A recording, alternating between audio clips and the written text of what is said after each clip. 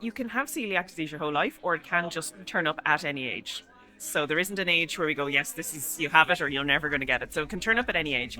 It is genetic. So if it's in your family, you're a much higher chance of having it. So if you have what we call a first degree relative, so parent, brother or sister or child with celiac disease, you need to get tested as well.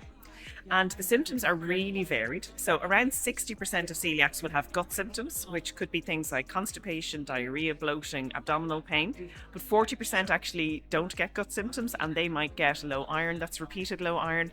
They might get headaches, they might feel really, really tired, they might lose their balance a little bit. That's a thing called gluten ataxia. They might develop a really itchy skin rash, which is also a sign of celiac disease. And there's lots of other things, repeated miscarriage, problems with fertility, stillborn baby, all of those can be linked to celiac disease as well. About 2 or 3 years ago, we decided we needed to diversify. So we've been growing oats all our lives, and we wonder what we'd add value to it. And I suppose, to be honest, oats was just naturally of its choice. Great believer in the grain. It's probably the most natural whole grain there is in the world. And looked into what we could do. We looked into making an oat drink, and it wasn't working out. So we went down the route of making gluten-free porridge. The process itself is quite a strict process. I suppose the bottom line is, if you have 20 grains of barley, wheat and rye inside 1 million grains of oats, you cannot be certified by the Association of European Coeliac Societies. And if you can't meet that standard, people will get sick, and that's where you basically start from. So I suppose you grow a crop like an ordinary crop, but what is different really is how you keep the crop clean. We walk the crop maybe 3 times during the growing season, our brother, our wives, our 8 kids between us. And we walk it literally that you could hold handed on a person that you can see right down into the canopy.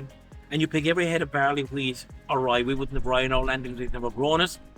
And once we had to buy a special combine harvest it because once again we felt we couldn't get our own combine harvest clean enough that we could certify it, that we'd be safe, that we would have it free of all contaminated grains.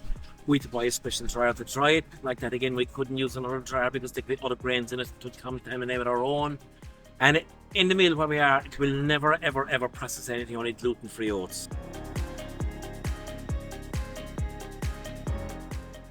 With Promise Gluten Free, we have a range of different products ranging from loaves of bread to buns to confectionery items.